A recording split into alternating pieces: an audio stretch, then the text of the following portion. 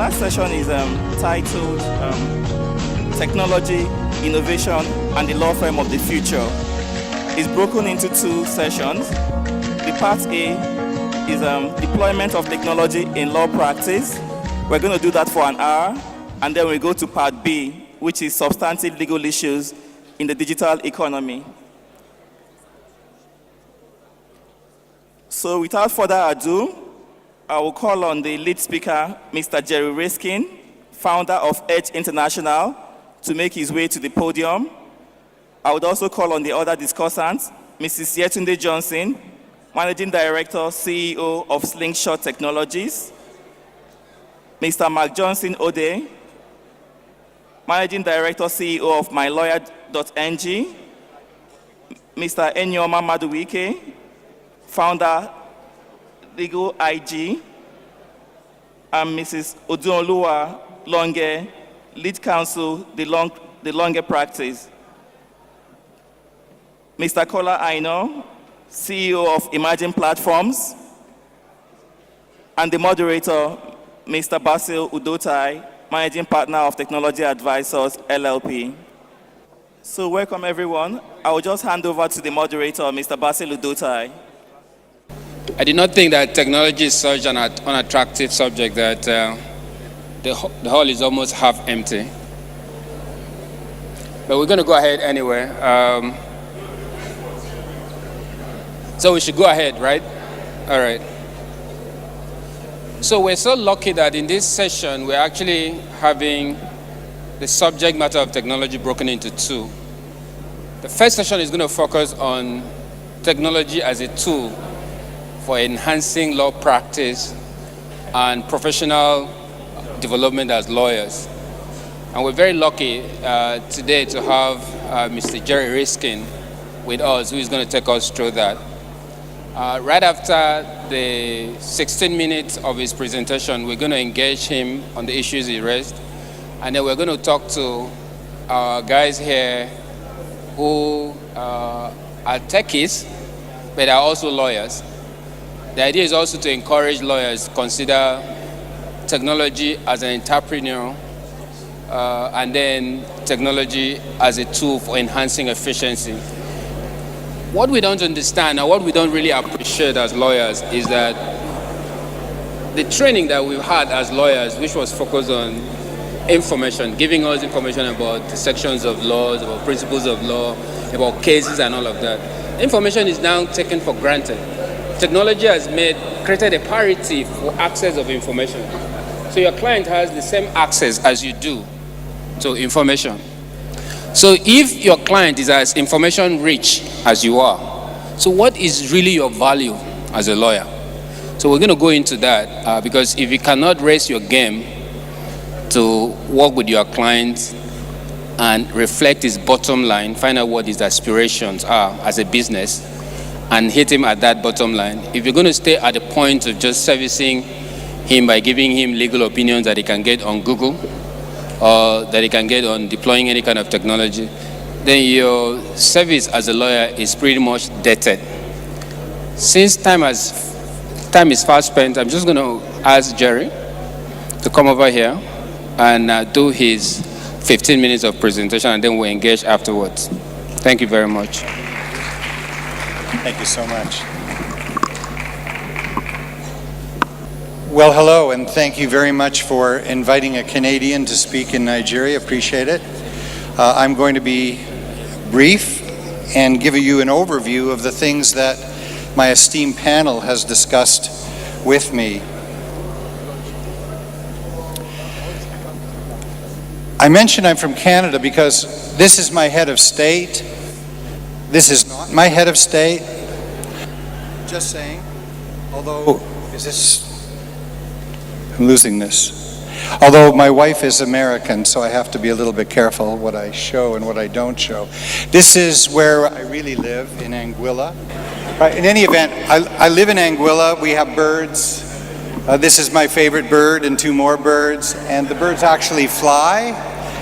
And this is where Anguilla is, if you want to know. That's South America at the bottom, that's Florida at the top. And if you're in the neighborhood, please, seriously, come visit us. It's really so beautiful. 16 miles by 3 miles, and we really do have the most, and the Queen is head of state of Anguilla too. Okay, so we have the most beautiful beaches in the world. So come and enjoy. I'm honored to be working with this esteemed panel, and you have already been made aware of them, so I won't take time with that now. I'll give you a quick orientation. The Florida Bar, sort of be referring to one American state, but it is the third largest group of lawyers in the world. The Florida Bar has 100,000 members. Now, a couple of years ago, 3 years ago in fact, a president with vision got together with his two successor presidents, and they agreed that they would do a task force into the future called Vision 2016. Now notice those 4 elements at the bottom. If you were here this morning, you heard some robust discussion about legal education. And of course we're here now to touch on technology. Bar admissions we don't need to worry about for the moment, but please pay attention to access to legal services, because the fact that so many people cannot afford a lawyer and therefore are deprived representation, and by the way, this is not a philosophical perspective I'm offering you, I'm going to show you how this has impacted the courts, and at least in some countries, and impacted the way that people who are not lawyers are being allowed to practice law. Now, Mack Johnson, one of the panelists, mentioned that he'd like to talk about disruption and innovation. And I wanted to give us an example how clients find lawyers. I want to ask you a question. Have you ever heard of AVO? Who has heard of AVO? Put your hand up if you have heard of AVO. You're holding a phone. Are you doing a selfie, or have you heard of AVO? I don't know. All right, so AVO started off being a pretty slimy organization. Sorry if anybody is here from AVO, but let's call it a pretty slimy organization, because what they did, mainly in America, is they took lawyers, put their bios in their directories, and would tell the lawyers, if you don't like the information we found about you, if you pay us, we'll fix your bio. Not nice. Not nice. Then they went into the business of marketing legal services so that they could refer clients to lawyers for an initial consultation for very few dollars, let's say 39 American dollars, and this had magical effect. AVO now gets 70 million visits annually. It has connected 3.5 million consumers to lawyers. In Florida, because I had the honor of serving the task force that I referred to, that's why I mentioned it, 400,000 consumers to Florida lawyers per year. Now, I want you to guess for me the total amount of money spent to lawyers based on AVO referrals. Pick a number, shout out a number. I won't hear you anyway, will I? Sorry, million? 10? Did you say 10 million? How about $8.5 billion? It's not the $39 for the initial consultation, it's the fact that most of those consultations that result in being retained result in a $20,000 US legal matter that grows from it. And by the way, the gross national legal product in the United States of America, even a Canadian knows this, is about $250 billion. So you do the math. That's a significant tiny percentage of the entire legal spend. And so what's the point? Why am I telling you this? I'm telling you this because we think as law firms we should fix our websites and fix our brochures and market. We should do all those things. But much of the work that will come to us through third parties that will market legal services and then direct. In fact, I have a friend who is starting one of the large American national firms of this nature, and he said, Jerry, within 5 years, no lawyer will get their own client anymore. I don't know if that's true. I'm just filing that as a disruption. LegalZoom. Many more people know about LegalZoom because one of the guys that does the television ads was a lawyer in the OJ trial, which is very famous from television, at least in the US. Here's the punchline. 8 states in the United States of America tried to stop LegalZoom, saying, you are not lawyers, you should not practice law. The courts said, Too bad to the lawyers, because you do not serve enough of the population, and LegalZoom is taking part of that burden. So we're going to let it go. And Yoma, am I close? Yeah. Not too far off? Okay. He's a panelist, and he's done a couple of websites. Here's one of his websites. Nice, huh? But what he wants to talk about is the shifting power from the law firm to the client. Now, a former colleague of mine, still a great friend, Canadian Jordan Furlong, just published in March of this year this new book, Law is a Buyer's Market.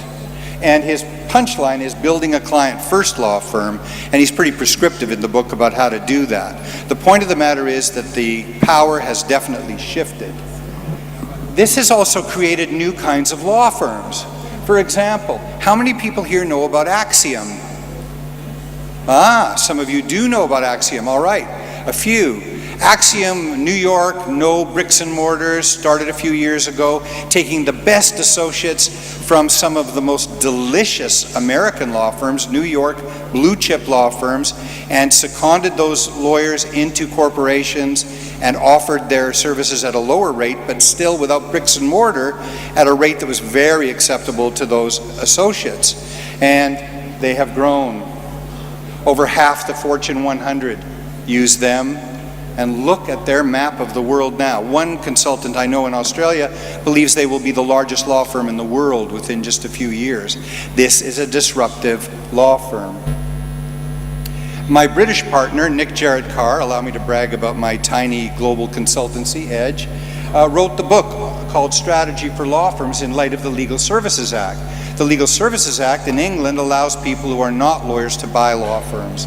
That resulted in Slater & Gordon. Some of you know their shares haven't been doing that well recently, but in 2007 they floated $50 million worth of Australian shares so they could acquire other firms owned completely by the public, or almost completely.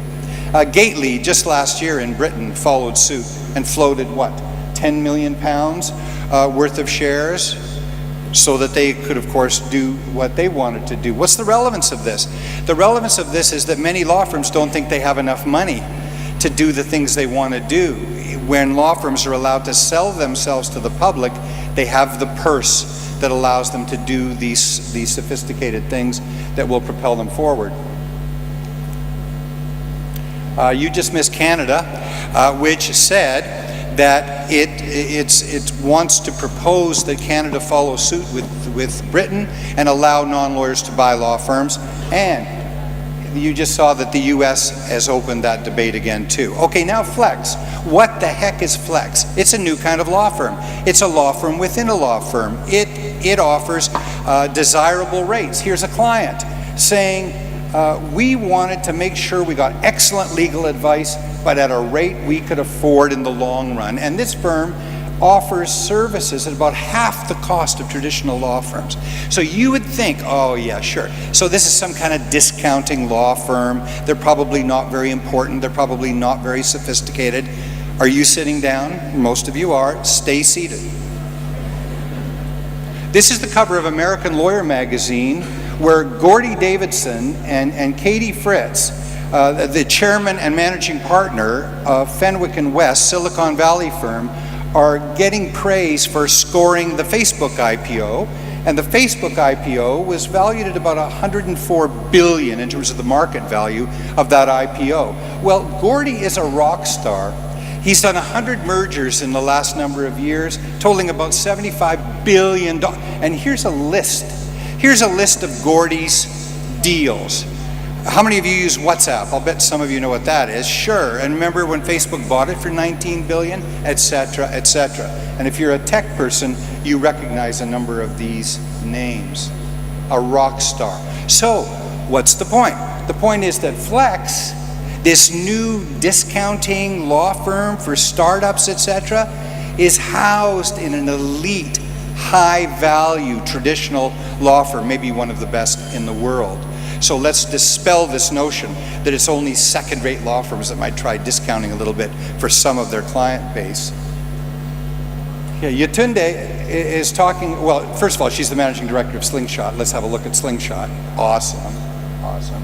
You're a little embarrassed, I hope. Okay, so she wants to talk about investing in IT and what the ROI is, and I'll just touch that subject. In the US, a lot of firms wanted us to convene a meeting where they would compare notes, but they got scared because of anti-combines legislation, and they thought they might be charged with some offense, so that went down the tubes.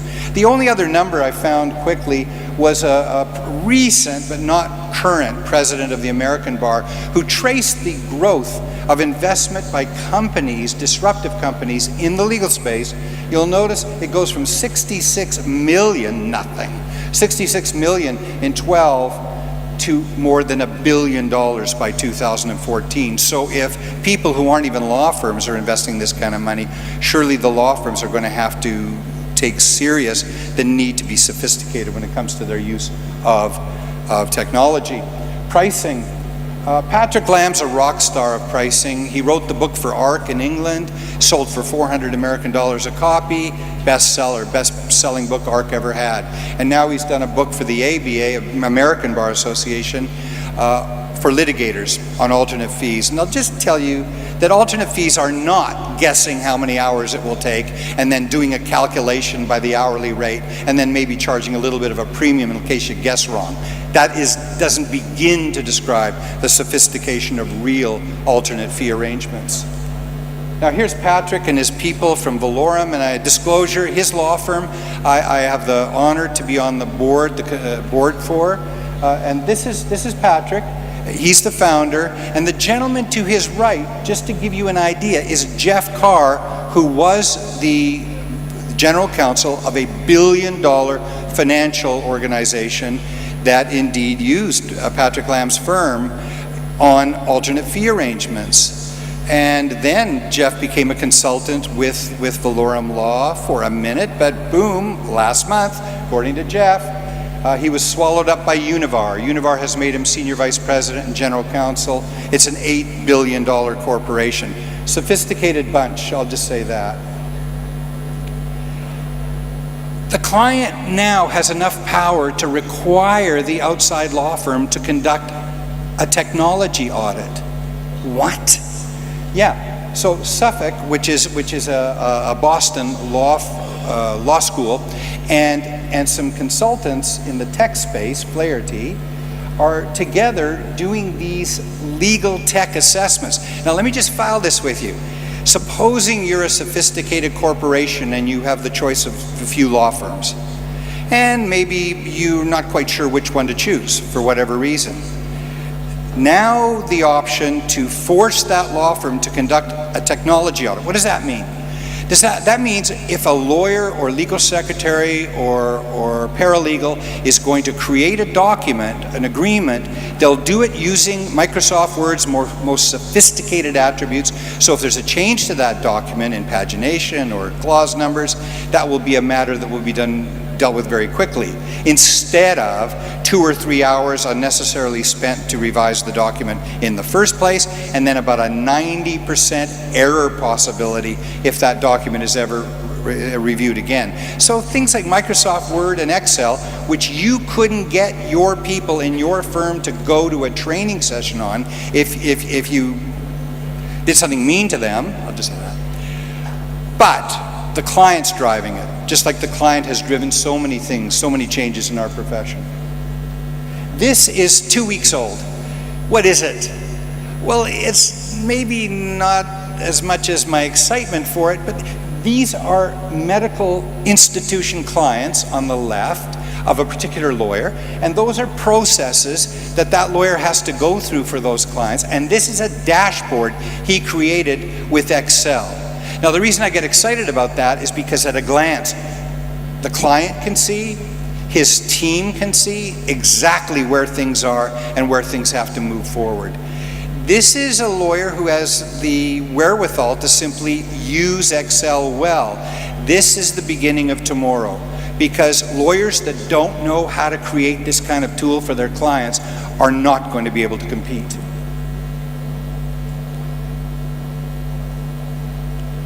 Odin will, it created DIY, right?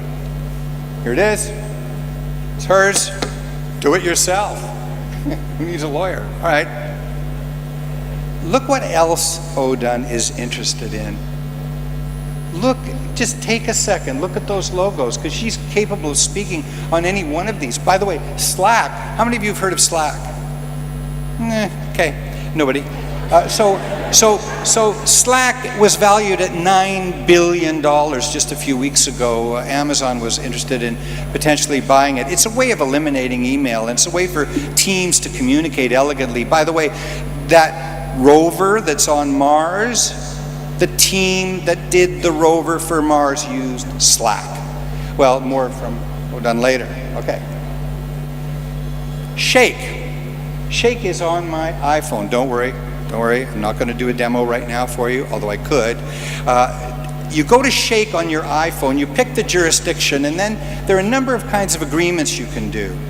I picked Alberta, Canada, for nostalgic reasons, but let's say I want to do a non-disclosure agreement. Keep confidential. I click that. Then I'm invited to offer a little bit of data, not very much. I generate an agreement, and there it is. I can review the agreement on my iPhone. I then populate some signing areas, and then I can sign it immediately, and then I can send it to the other party who signs it electronically and gets it back.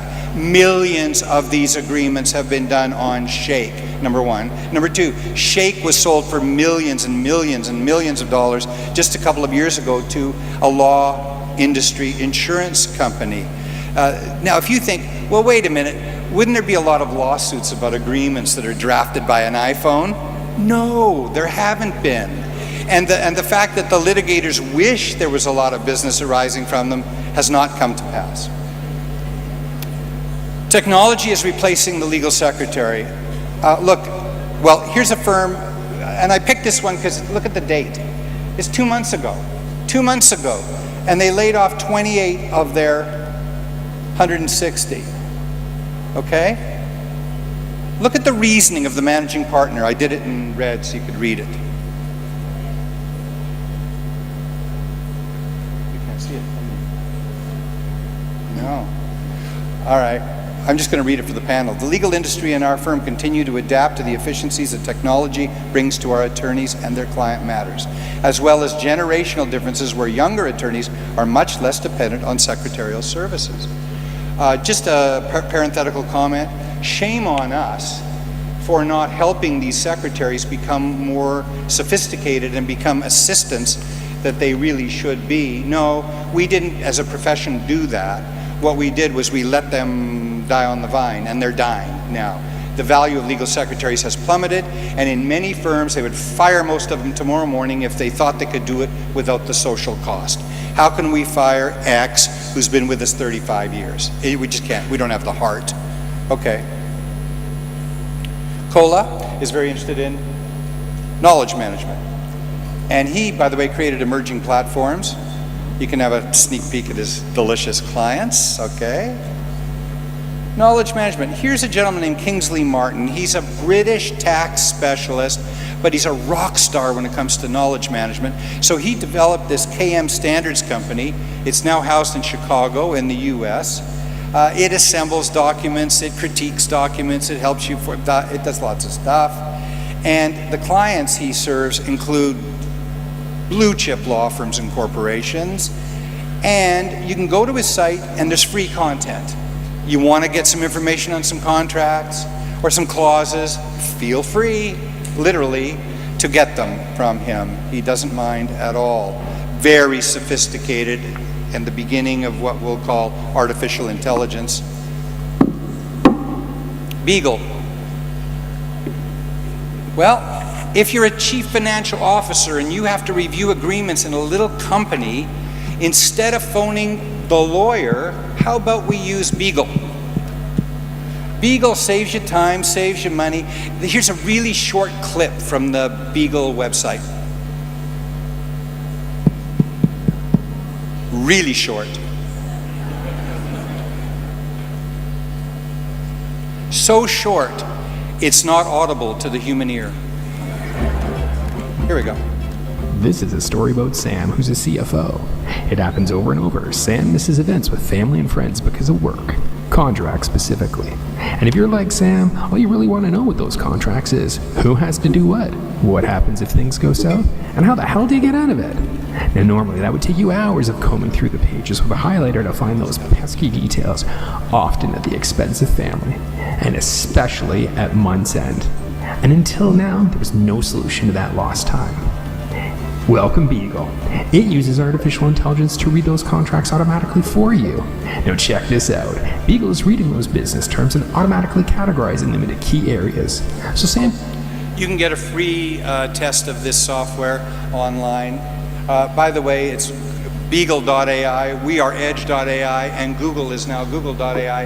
That's the domain name for Anguilla, if you'd like an artificial intelligence name for yourself. I'm not going to show you the IBM video. I'm going to skip past it because my time is up. I just want to tell you that artificial intelligence via IBM is now being used over the last year with Fortune top law firms, including some of the most prestigious in the world. And I have 2 footnote comments, and then I'll stop here. This is Garry Kasparov. He was the best chess player in the world for a long time. Maybe some of you remember him. And Big Blue, the computer, beat him. There's a brand new TED Talk. You can't see the date because it's too grainy, but he put this up in the last 6 weeks. There's a TED Talk from Kasparov explaining why you should work with artificial intelligence and not fear it. I'm going to close with Amazon. Everybody know what Amazon is? Yeah. Okay. So Jeff Bezos, this is 2-month-old news, is the 2nd richest man in the world as of May of this year at 80.6 billion. He's got a space program of his own. That's not why I brought him. I brought him because I heard him being interviewed. Some quick questions, we're done. What does the future hold? His answer: that's the wrong question. So I was intrigued, wouldn't you be? What is the right question? He says, what remains the same? Now, when you look at what matters now to Amazon, you could say speed of delivery, efficiency of cost, value, et cetera, et cetera. But what about law firms? I'm closing with this quick list. What we have to worry about, whether we use technology, and we should or not, are these things. Our business clients have business problems, they don't have legal problems. We keep insisting on calling them legal problems. They refuse to see them as legal problems because to them they aren't. Secondly, they want us to know their business, not just the legal dimensions, but the real business, the risks the executive faces. And with that, I guess I can finish the list. Can I? I'll leave you with that. Thank you so much. Thank you very much, Gary. You've left us with some very monumental thoughts. Some are extremely difficult in the Nigerian context. The first being allowing non-lawyers to own law firms.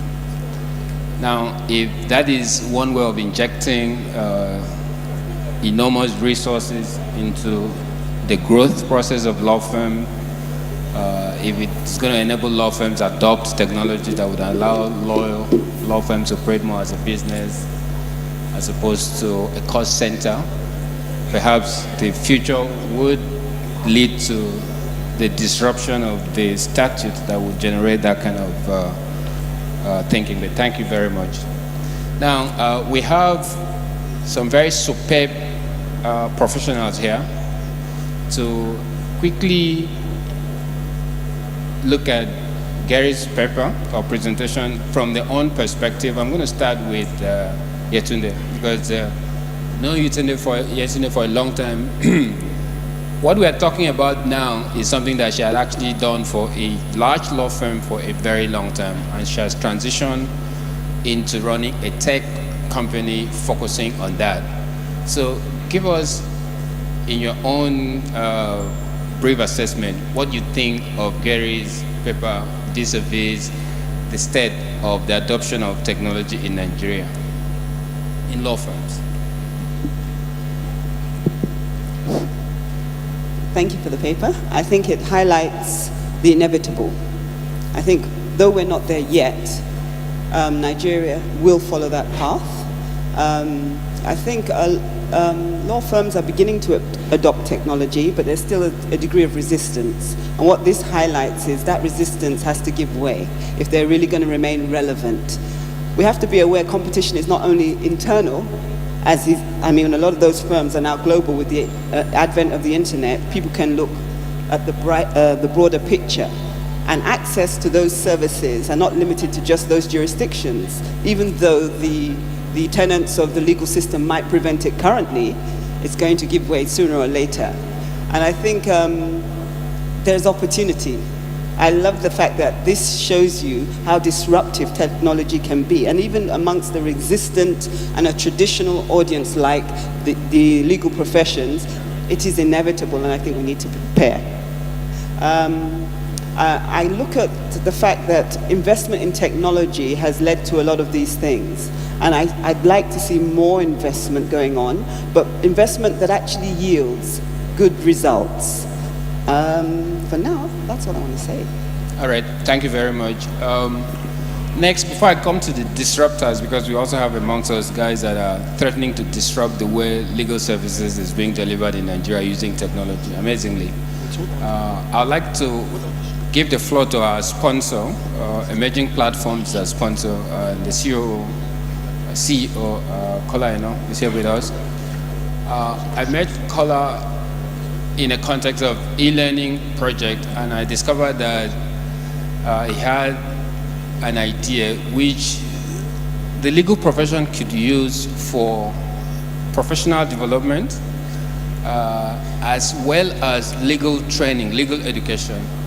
And so I spoke to him about collaborating and working with the legal community, and he said, well, that he actually had thought of a disrupting solution for the Nigerian law school. That wouldn't it be nice if this thing we call the law school collapsed into a 2-week, since ethics is the main thing, 2 weeks of ethical training, and everybody goes home, access lectures from home, and get all the training, and then have exam schedule, go take the exams, and they become lawyers. So I thought it was really, really intriguing. I don't want to give his speech, but Carr, what do you think the potentials are at using the prevailing technology in the legal community, focusing on learning and professional skill development? Well, thanks, Basil, for that intro. I think you've put it quite simplistically, but I do agree that there is immense opportunity with all the technology that is now available, from things as basic as Slack and document management and to email. We're building all these silos of technology that enables the legal practice. But I think one of the gaps that I see and that we spoke about is that, are we preparing the lawyers for this future? Because it's only going to get more complicated. I mean, once you start to overlay things like AI on all these data sources, then you're extracting a lot of value and you're able to leverage the knowledge. But the challenge that I see as a technology practitioner is that we're not necessarily training the next generation of lawyers in the way they would work in the future. And so I think for the law school, there's a real opportunity in just changing, I mean, not necessarily the way you've put it, because that sounds like an express legal education, but perhaps introducing more technology in the way can we record sessions, for instance, and have students reference them? Can we have more electronic libraries that students can access? Law is a practice of referencing, and you can do a lot more referencing within a knowledge management framework if you implement a e-learning approach. And so that's the opportunity that I think exists from a learning standpoint, and this also applies to professional development within legal practice. Thank you very much, Kola. In relation to AI, I don't know how many of us have heard of ROS. ROS, incidentally, is developed by a Nigerian. His name is Jimo Obiageli. ROS has been named the first robot lawyer to be hired by a law firm. So in May 2016, a law firm called Watson and Hostetler acquired ROS, and ROS is an AI that you can use any kind of language, normal language, algorithm-based, to query any kind of information. So you can get research, you can get statistics, whatever you need as a law practitioner. Now, interestingly, what led Jimo to develop this was that at the age of 10, even though he had started coding, he didn't have any context within which to build his technology. His mom and dad had a problem, and she needed to divorce the father. So she couldn't afford the cost of legal divorce, to the extent that till today they're still married. And so that inspired him. He contextualized his love for technology, and he decided to develop a resource that can help accelerate research and learning and artificial intelligence. Last year, he was named by the American Bar Association as the Legal Rebel of the Year. And I saw a guy from Letterman Watson. I saw his firm also named in Ross's website as one of the clients. So you know, any lawyer, like I said at the introduction, that leverages on information as a resource, as a value to client, is actually living a dated professional life. Because like I said, clients are also having the same access to the same information you have. So you have to up your game and operate at a strategy level where you can assist your clients meet business bottom lines. Now, having said that, I want to turn to these three young lawyers who really impressed me when I saw their title as CEO, and I discovered that they're also lawyers. I first met Eyoma when he wrote a very provocative article saying there is an exodus of lawyers from traditional practice into something else. I found out about him and I called him up. I said, well, I really like this article. Can you tell me more? And we had a discussion. We met. I've been very impressed with him. Eyoma took a jump from a law firm that is very resource rich. I don't want to mention the name. I'm sure you saw it in this program. And Eyoma, I want you to tell us to what extent what you're doing. First of all, what fueled you to make that jump? You could have stayed on and become a partner. You're very smart. Law firm is rich. How do you characterize your platform? Are you an innovation or are you a disruption? Also, are you viable as a business? Thank you very much. Thank you very much for the presentation. Threw up a lot of issues. Quite a lot of questions there. First, why did I leave? Or why? Right till this very moment, I'm still asking myself that question. But I guess it was a pull. It was more of a pull factor than a push factor. As to, well, I work very closely with startups, where in law firm I worked very closely with technology startups, for that matter. That's aside from advising big businesses. And I realized that there was a gap. There is a gap. A gap in knowledge, a gap in access, especially with young emerging startups with knowledge, legal knowledge, especially in Nigeria. And well, Legit NG is an attempt to try to, close some of those gaps. As to whether it's a disruptor, I would say it's an enabler. I would characterize legit energy as an enabler, because I don't have the statistics. I doubt that anybody here does, but I can hazard a guess and say that penetration of legal service in Nigeria is somewhere around, say, 30%, and that is being very generous. 30%. That's actually being very generous. And while there seems to be a fight or a battle for the legal space, we forget that there are lots of people that are unreached, right? And while a lot of lawyers, think of technology startups as people that are going to take food off their table, it's high time we start thinking of how we get to reach more people. And we draw a parallel between startups and the current move to reach the unbanked, right?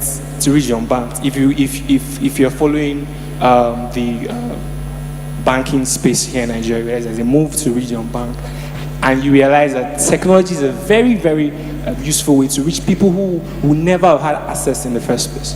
Legit Energy is one of those platforms, and I must say that there are quite a few platforms sprouting up right now in Nigeria. A lot of them are not by lawyers. A lot of them are driven by non-lawyers who need lawyers to drive the process in terms of content, in terms of strategy. But it's happening, and I've been in spaces where I talk to lawyers about this, and somehow they look at me they wish that we will go away somehow. That somehow this thing will disappear. But the truth is, there is no other way. It's the way of the future, and the earlier we jump on it, the better for us. And this is more importantly, especially on a topic, on an issue that has been said before. The platforms that are being generated today do not respect jurisdictions. So you have platforms, say in America, that can give advice to a client that should have a Nigerian lawyer. That is the future of law, and the earlier we start to adopt and look into these areas, the better for us. Thank you. Thank you very much, Chiyama. So you see, the barriers are already breaking and structures are breaking, even though we have laws that build walls around our profession. So what you're saying is that technology is able to break those barriers, and service can go across borders irrespective of these strict rules and strict borders that are created by our professional organization and statutes. All right, you mentioned access to the unbanked, but since this is illegal, so access to justice. And that leads me to mylawyer.ng. Mack, the first time I heard about your solution, I quickly went on to log on and I didn't see the site. I said, look, what's going on? You said, oh, we're working on it, and then you gave me access to it. I was very impressed. In 5 minutes, I was able to put up my profile. I was able to register. I even did a quick, you have a page that shows sort of like your blog. I uploaded my picture. I was like, this is looking more like Facebook, but it's really for lawyers. And then you can find lawyers based on location. And earlier someone talked about Uber for lawyers, and I was looking around for you earlier in the morning. So tell us what your solution really is about. And are you bold? Are you going to be bolder than Enyoma by saying, look, I am a disruptor. I'm here to change the way practice is done here? Thank you very much, Mr. Basil. Thank you, Mr. Risky. Gentlemen, we live in very interesting times. Our legal environment for us lawyers is in need of a disruption, and that is why we birthed mylawyer.ng. I will be bold enough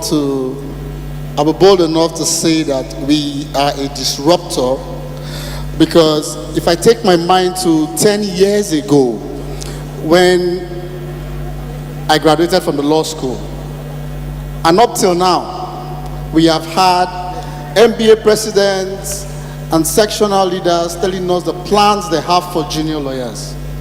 None of them have come up, none of them have been implemented that has really impacted on the life of junior lawyers. So this is why we are a disruption. We are actually the Uber for lawyers in Nigeria.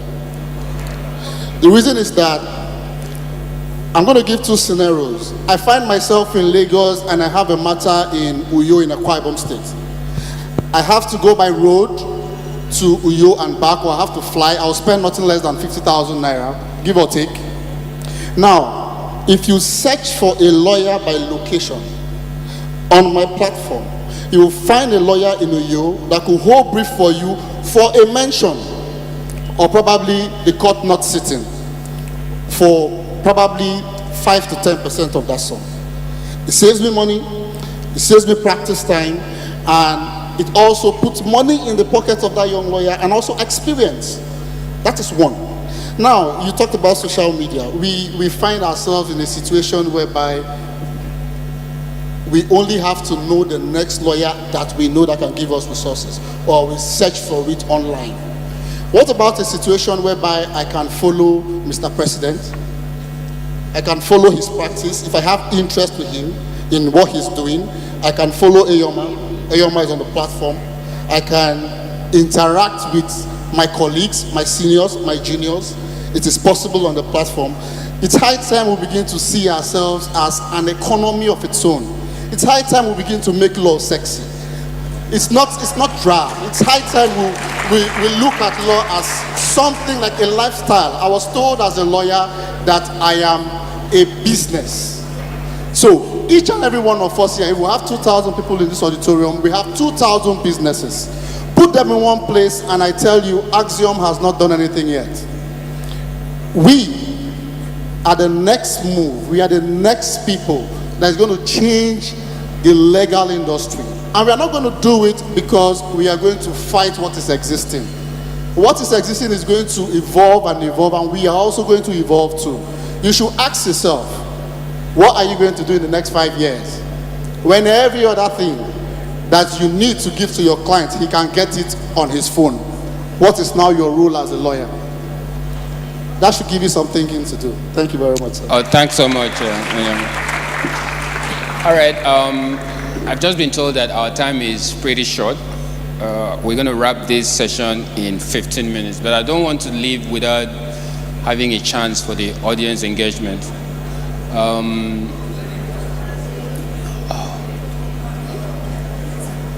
Dominic, I blame you for coming to rush me, and now I would have forgotten. You're talking about making laws practice sexy. I would have forgotten the sexiest platform. Yeah, so please forgive me. We'll find Dominic afterwards and deal with him.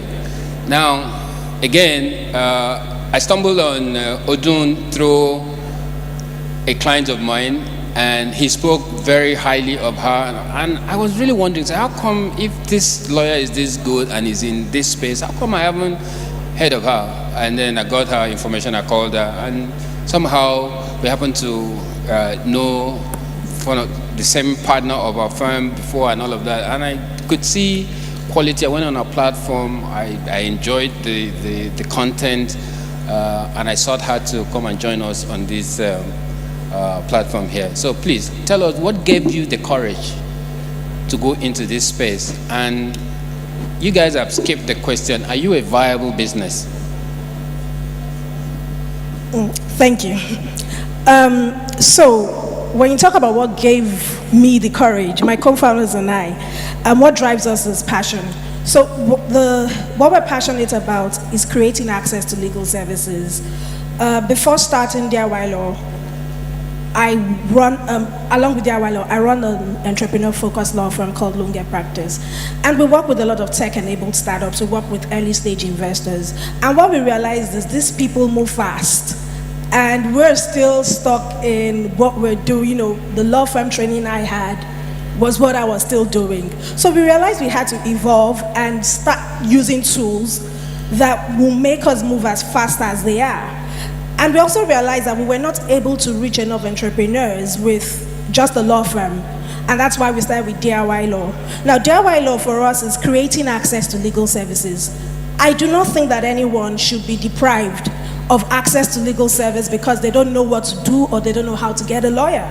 So what we're doing with DIY Law is we're connecting entrepreneurs to legal services, legal information, and legal service providers. You go on our platform and you would find a legal concept explained to you by a lawyer in 1.5 minutes. You would find animations telling you what trademark is about. And this is what people can relate with. It's not by writing legal maxims. And then we're shutting out the people who actually pay us. So for us, DIY Law is about connecting people. It's about creating access to legal services. It's about creating access to justice. In terms of the viability, time will tell.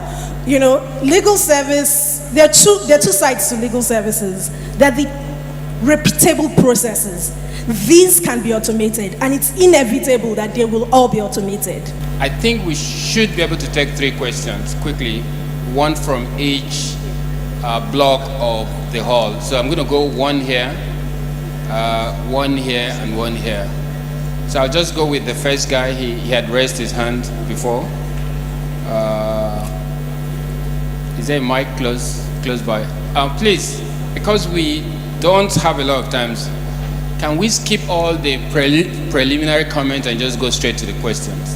Okay. And if you don't have a question, if you only have an intervention, can we skip you to the guy that has a question? No. I do have a question. I just wondered about services, how they will make the practice of the law less personal. Because I do think that there's a real need for service delivery in the legal system to be personal. And you are admirable and brilliant as all your submissions have been. I do think that everything that you are putting forward seems to take out the human side, the personal side of the law practice. And I don't know if you are thinking about that at all. Thank you. That's a good question. Let's have the lady. Thank you. My question is directed at Mr. Mack Johnson. I find the concept of, finding a lawyer state where I have a matter, taking it up on my behalf and all that, very interesting. But then there's this issue. Someone by my side said, will I want to give my brief to someone I don't even know anything about? So how do I verify, or at least to an extent have an idea of the competence of this person I'm throwing my matter to handle and all that? Is there a plan to, check that? Very good question on verification. And the last, I think the ladies are having the upper hand. Okay, thank you very much to all the speakers. I'm a big believer in technology, so what I want to know is, okay, all of you here have left your law firms and are pursuing your innovations, which is fantastic. But for me, I'm relatively a junior level associate in my law firm. Does it mean that the only way that I can pursue technology is to leave legal practice? Or is there a way, and I would like you to advise me on how to prepare myself for the imminent and inevitable takeover that technology will have over legal practice and life in general? Thank you. That's a very good question, and that's why I ask everyone about viability, so that we just don't make the jump like Yema did. And there's, from the very beginning of this session, or this conference, we've talked about capacity building and training. There's a whole lot that's been said about training of lawyers within their practice or their legal departments to enable them assimilate and adopt technology as a tool for service delivery. So you're cool where you are if that's what you want to do. But the message for you then would be to encourage your practice, to introduce you to some of those things that Kola mentioned. You get a sense of what's going on in the technology space, so you can up your game in service of your clients. But the questions that have been raised, I'm going to give, I think everyone should just take a minute and react, starting from Yetunde, quickly. Okay. With regards to personal, I would simply say, do you use WhatsApp? Is it impersonal? You find it impersonal? Because I would say that tools like WhatsApp, tools like video conferencing, they allow you to interface with people. They allow you to discuss, they allow you to see body reactions. And with those tools, that impersonality, I think, is quite reduced. In terms of familiarity with the verification, I think a lot of social media is about verification, recommendation, and that kind of referral will be online and using similar kind of tools. Do you understand? So for instance, when you're on Facebook, you like something. When you're on Facebook, you comment. When you're on Facebook, friends of friends or LinkedIn, you recommend people. That kind of tool can be used to verify a lawyer. I'm not saying exactly like that, but it can be used. In terms of getting ready for the disruptive nature of the legal, of technology in law, I think a lot more lawyers need to equip themselves with understanding these platforms. Luckily, most of them allow you to enroll without leaving your law firm. Fact of the matter is, mylawyer.ng doesn't require you to resign to be on it.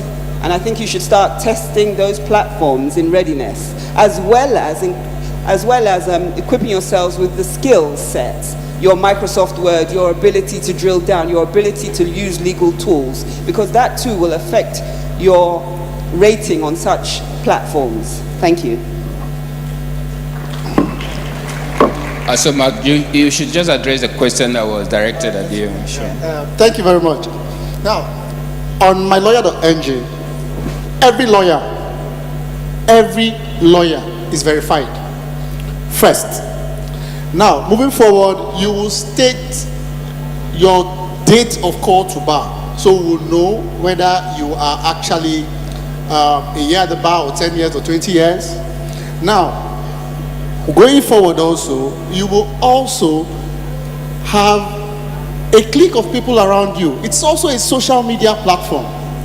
So I can like you. A lot of lawyers here, you write things on blogs, you write things on websites. Put it there. Establish your credibility on that source, on that platform. It's a platform. We can build it together. It's me and you. I can only know who you are. I don't know who you are. I met you yesterday. I'm talking to my sister, and now I know who you are. Now, moving forward, I will follow you. You will follow me, and we will keep on moving together until we get to that point where I establish credibility. So credibility can only be established the second we meet and we continue. And also, if there is news, you share it. Now, in this our ecosystem, a lot can happen. What if you don't know anybody? Does it mean that you have to bear that cost, or you bear that cost, or you put that cost on a client that is not ready to pay? Firm that I did a complete strategy with, which included a comprehensive client survey. One of our biggest challenges was the inconsistency of responsiveness of the lawyers in this very fine firm.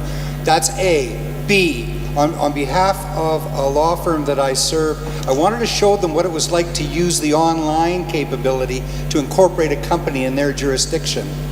Punchline. I got more personal service so fast from that online organization, including personal phone numbers, personal names, and personal follow-up that was done elegantly and politely and diplomatically. My point here is, I know we grew up thinking relationships were everything, and they're so important, but we cannot sit back and say, don't worry, this technology stuff won't do anything, because really they need to know me, because I am that amazing. I'm sorry, it's not going to be. All right, thanks so much, Jerry. And thank you very much. We are actually out of time, and we cannot take any more comments. But I guess we've dealt with all the issues, right?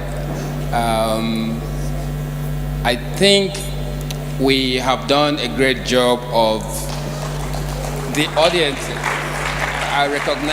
audience is recognizing that we've done a great job of touching the subject matter. So please, we can do better than that. We can give a rousing round of applause to them.